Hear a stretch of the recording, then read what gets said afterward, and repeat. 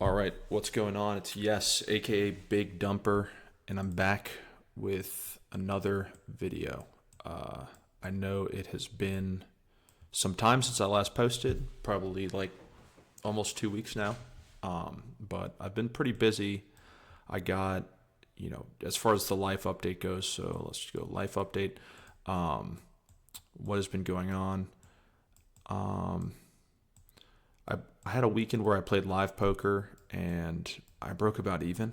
So I went and played some 1-3 at the lodge. It went okay. The lodge is the Lodge Card Club. So it's in Austin, Texas. And that is where roughly I am living. Um, Pretty nice room. Definitely like friendly crowd, friendly dealers, uh, nice guys in the player pool. Like I'm buddies with a bunch of them at this point. Um, so that's like kind of the plus for like as far as going over there to play poker. Like it's just seeing people that I've known for some time now, which is always nice. Uh, so that was maybe 2 weeks ago. Maybe that made it into the last video. I have no idea. But last weekend I was trying to record a video and I ended up getting food poisoning. So I'll put that here: food poisoning. Um, and this was not good. I went and I got food poison. I went and I got food at this place called Damasi's. So it is a Mediterranean buffet, and it was pretty late. It was like right before they were going to close, and I just stopped in to like grab a quick bite because I wanted to eat like healthy-ish. I just wanted to eat some Mediterranean food. So I get some like baked fish and like cucumber salad or whatever, just like over rice, right? So it's some rice as well. I ate it. It tasted fine. I guess the fish was maybe a little bit fishy, but a couple hours later, couldn't keep anything down, uh, and it was ugly. Let me just say that it was ugly. It was not a nice time. So I was basically out of commission Saturday and Sunday. I couldn't do anything. So Saturday's off the table. Sunday, I played a little bit on Sunday, but I wasn't really feeling that good. So I tried to record a video for y'all on Sunday, and it just didn't go over well. I wasn't playing great. It's kind of like, honestly, all week I've been playing like shit. Um, but that's kind of how it goes. Like you can't expect to always play well, and you can't expect to always play poorly either. Like I basically was at 80% as far as my health, having food poisoning and all. So um, I think mentally I just wasn't in it. Today I went and played, and uh, it went pretty well. I let me just go ahead and show you the results. So the rest of the video, just so we're clear, is going to be we're going to go over results from the last couple weeks, so last 2 weeks, and some hand histories. So hopefully this is enticing enough to y'all for you to stick around. So let's go ahead and get into the results. I can't really remember like when I last went over my results. So I'm just going to show you my overall results for 100NL so far. Um, I think so. Since my like first update, I've played around 6,000 hands, so or almost 7,000. Like I said, I'm not a big volume guy. Like I'm playing 3 tables max. Usually, I think that averages out to like 250 hands an hour or something like that. Could be less, honestly. And then I'll play like 2 or 3 hour sessions. Um, so, over the last couple, I think it's been maybe a month now since I originally shared my results. I've only played 6,000 hands. A lot of people are playing this type of volume in a day. but they're also playing full time, and they're playing like many tables of fast fold format. So on global, you only have reg tables, and then you're only like you're only really only really able to like play as fast as the table's moving. So what would be interesting if global introduced some fast fold tables. So let me put that down here so I forget it. So maybe suggestions for global poker. Fast fold format. So fast fold. I wonder how this would go. I know this would get a lot of like, this would really irk some regs. But this is like a pretty sick format. I think the one downside about this is like sort of the same thing with Ignition is like, since you don't have like a HUD, right? Like people just play tighter. So like reg tables are generally a little bit looser. So loose. But this shit, people play tighter because they're just folding until they get like a nice hand. No one is like ever getting bored in like a fast fold format because you can just fold and then move on to the next hand really, really quickly. Anyway, it still is a nice format to play, especially if you have like ADD or something, or like, like you just want to play like a short session. Anyway, these are the results. So we have made quite a bit in rakeback, like roughly $637. Total winnings after rakeback are around almost 6,200 at this point, which is pretty nice. So that's averaging out to about 23 big blinds per 100 over the sample. So like I said, small sample, but definitely nice to have such a high win rate. We'll see where it's at 50K and then 75K, etc. Like as I go forward, like I'm sure this is not sustainable to be winning, over 20 big blinds per 100. I wouldn't be able to tell you what is sustainable because, I haven't really put in a ton of volume online. Anyway, what is a bit crazy is like the amount of rake that you end up paying. So, this is like a rough estimate, right? Like I don't know how they calculate rake back. I'm assuming it's just like 30% of like the rake that you're generating. It's like sort of like a flat rate. So this is a function of that. And it's right now it's coming out to around 8 big blinds per 100, which I think makes sense for what the cap is at this format. It's around, I think it's 3.5 big blinds. So, yeah. Anyway, the results looking pretty nice. I'm happy with them. I'm gonna keep on studying and grinding, and we'll see what happens. And then eventually we'll move up to 200. But I mean, I'm in no rush to move up to 200. I don't like have a ton of money on the site right now, and I don't know. Like, I don't want to like. It's a little bit. The money becomes a little bit stressful after a certain point. So 100 is like a comfortable stake for me. I don't really care how much I win or lose. And yeah. Anyway, let's move on to the hands. Shit, I just showed you the results. So just pretend you didn't see that one. This is a pretty ridiculous hand I played. I just have 3 like fun ones for you guys. Nothing like totally insane or like super sick, and I definitely don't want to do it. Like I studied a little bit earlier, but my brain is like straight mush right now, and I do not want to do any sort of like GTO deep dive or MDA deep dive on any of this stuff. I'll save that for the next video. Also was thinking about maybe like introducing like a vlog. So if you guys like live poker vlogs, let me know. I would try and post one at some point. It would probably be like 1-2 or 1-3. But maybe it would have some success. I have no idea.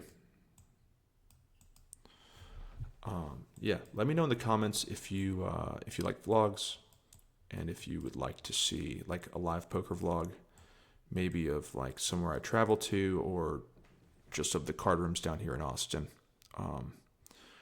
I could go to like some of the more obscure card rooms too and play like fucking whatever games. So so yeah, you guys let me know in the comment section. Here's the first hand. We are BVB with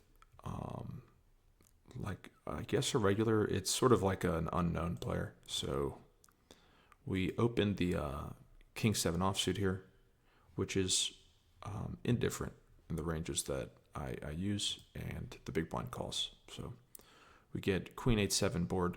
I don't remember what I exactly like how I play this hand, so I'm gonna go like just talk about what I would do. So Queen 8-7 is a board where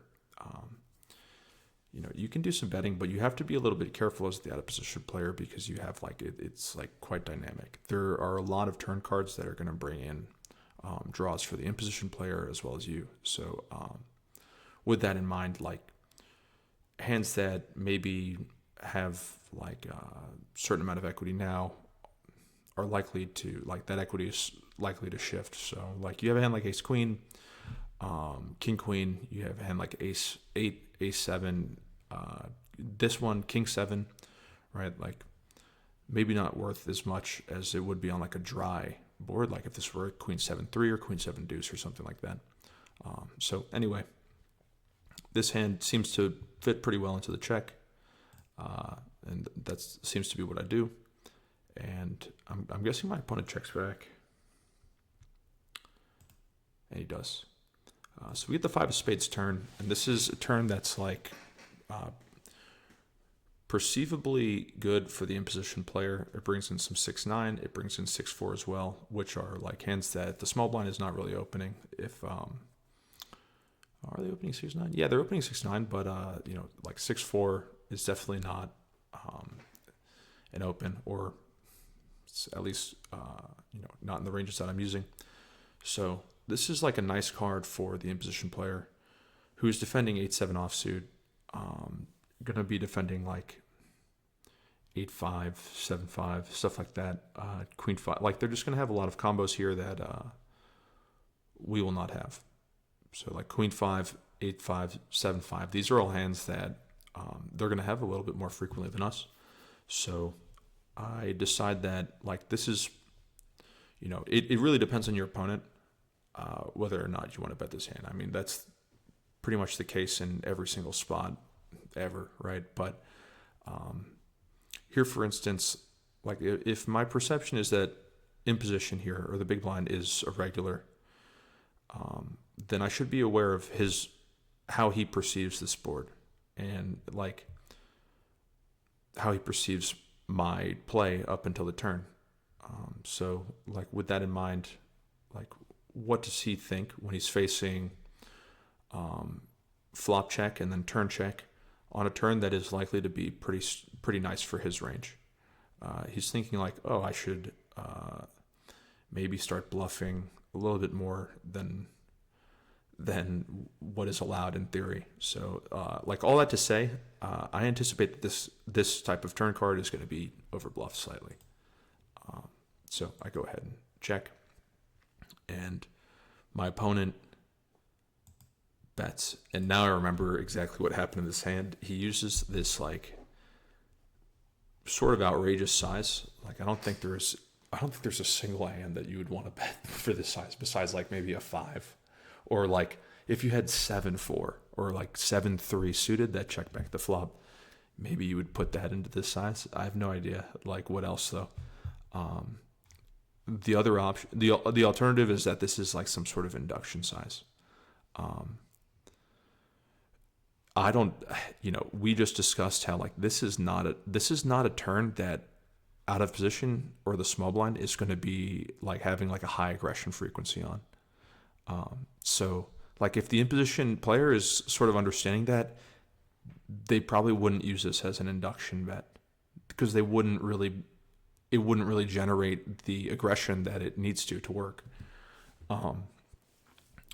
Anyway, I read into this as like, this is just like a stupid bet. Like if he's trying to bet a 5 or a 7, like, I'm going to have the best 7 here. And I'm certainly beating a 5. So, like, is it out of line to raise? Definitely.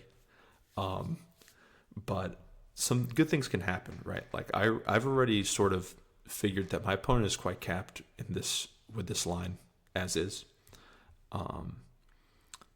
So, like, raising this with the intention of calling, or raising this small with the intention of calling, 3-bet is quite a nice play. And you could also value like a 5 or a 7 if you raise small, right?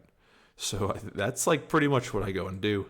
I min click this to 3.5 or like 3.6 big blinds, and I'm doing this basically to value like a weaker 7, a 5, or something like that, or induce some sort of like spaz from the big blind.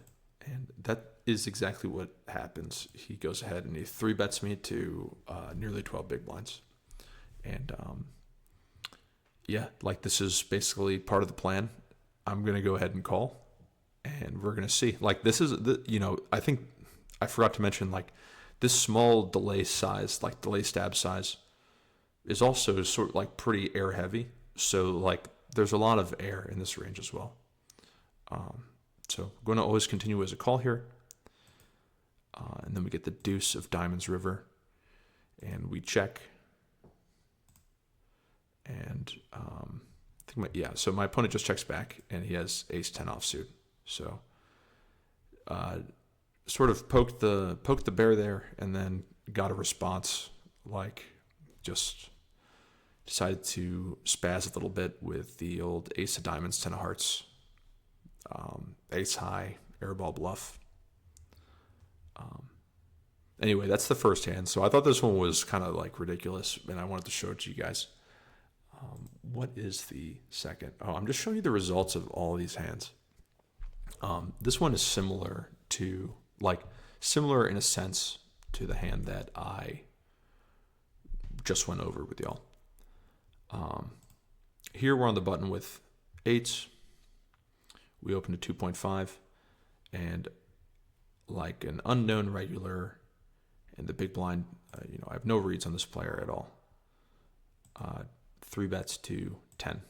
Oh, whoops. So let me just go ahead and replay the action. So 3-bets to 10, and then 8s is always going to be a call. At least in the ranges that I'm playing. So we go ahead and call, and then we get the Jack 5 two-tone board. My opponent here bets 1/3. All right, so I keep skipping past the action. So give me a second here. Okay, so my opponent here bets 1/3. And like I don't need to discuss the flop play as much. Like we have a straightforward call. Having the 8 of spades is like somewhat nice, because like we're going to, like, we have potential to like backdoor our way into a flush. Having the 8 of hearts, not so nice, but that doesn't really matter. Like our hand is strong, and it's also like versus the sides, it's beating some value, like some like strong ace high, etc. The one thing I wanted to really mention about this flop, or like this spot here, is flop sizing. So like you should be like acutely aware of like the sizes that your opponents are using. If you've seen them use larger sizes in similar spots, definitely take note of that, because if you see them like then sizing down or sizing up based on what you had seen previously, it's going to give you some information about like what they're doing. So this is like this exact spot is an example of that, where I had seen my opponent in some similar configuration use like a half pot size here. I think half pot is also like a very common size here. And now he's sizing down to like 1/3 roughly, a little bit less than 1/3. So I already am like going into the turn and then the river with the assumption that this range is likely weaker than this range is likely weaker, especially now that it's filtered down with the size. So like this size is sort of like capping my opponent to like more Broadway high card type hands, and not so much like strong pairs or trips or anything like that. So he bets 1/3, and we have a decision to we make the decision to just call. Turn deuce of diamonds, and now my opponent checks. So this is a spot where, and I've gotten some comments on a couple of my videos talking about equity. Like pocket eights here has like tremendously high equity, but that does not really mean that we should bet, right? Like if we have already assigned our opponent this weak range that is just like Broadway cards, King 10, Queen 10, Ace 10, Ace Queen, Ace King, stuff like that. You have like, it just list goes on, right? Like King Queen, 10-9, stuff like just so much crap that he can have. Like most of it ends up in this line, right? So like, does it make sense to bet our hand and then to like, get all those hands to fold, or does it make sense to check back and then make money from letting those hands bluff? I mean, I'll leave that up to you guys in the comment section, but I decided to check back and then allow those hands to bluff river, and that's exactly what happened. So we get the 7 of spades, and our opponent bets 2/3 pot, and then we have a quick call here with the 8-10, or pocket eights, sorry. King 10 is what they had.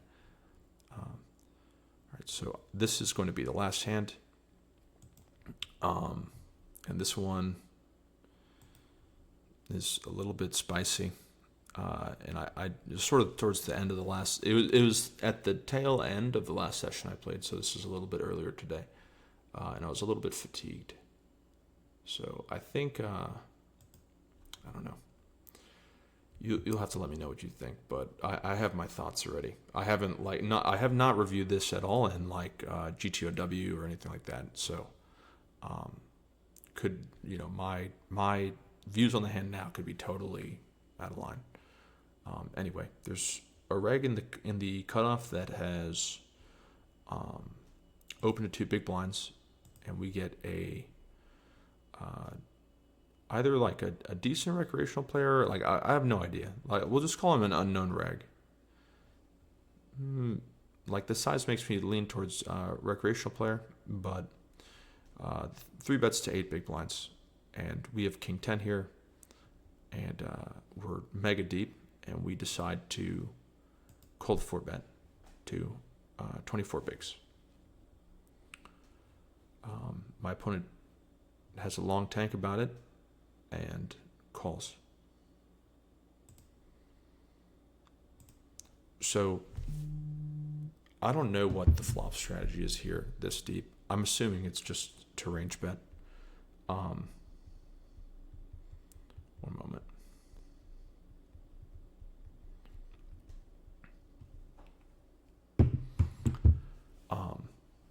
That's typically how I'm gonna play these spots. I recognize in game though, like it is kind of close with a hand like this, whether you want to like bet or not, right? Like, the reason being, I think you get like some auto folds from jacks and queens and 10s and stuff like that. Hands that are like mixing call in theory, that are always folding versus quarter pot on the flop here. So I think I think there's an overfold on the flop, and it makes a hand like this not so nice to bet. So we go ahead and bet quarter pot, and my opponent thinks about it and then ends up making the call. Turn is a 7 of diamonds, and we go check and then check. And then river 4 of diamonds, and my opponent tanks for like 3 days and decides to bet half pot.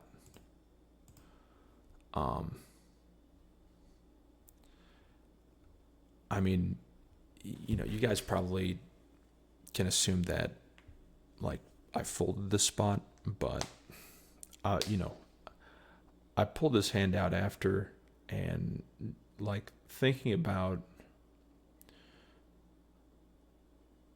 yeah, it's a spot where it's like, especially if this is a recreational player, right? Like, it is very easy for them to continue way too wide versus the cold four bet at this stack depth. Like, they're probably not folding any pocket pair. They're probably not folding any like suited connector with like clubs or Jack 10 or anything like that, like Jack 10 of diamonds.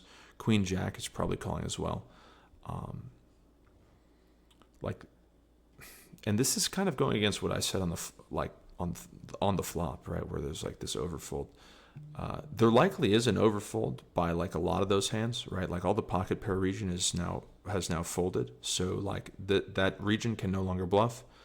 But you have like all these club draws, and you have like all these gut shots that make it to the river now, and they think like, all right, you have to think like, what is the likelihood that these hands bluff? So that's sort of like what I ended up doing here. And I was like, God, is Jack 10, Queen Jack, like that region bluffing? Or, seven, you have 7-6 of clubs, you have like 8-9 of clubs, 10-9 of clubs, Jack 10 of clubs, Queen 10 of clubs, Queen Jack of clubs. Like, these are all hands that people will continue versus a 4-bet here.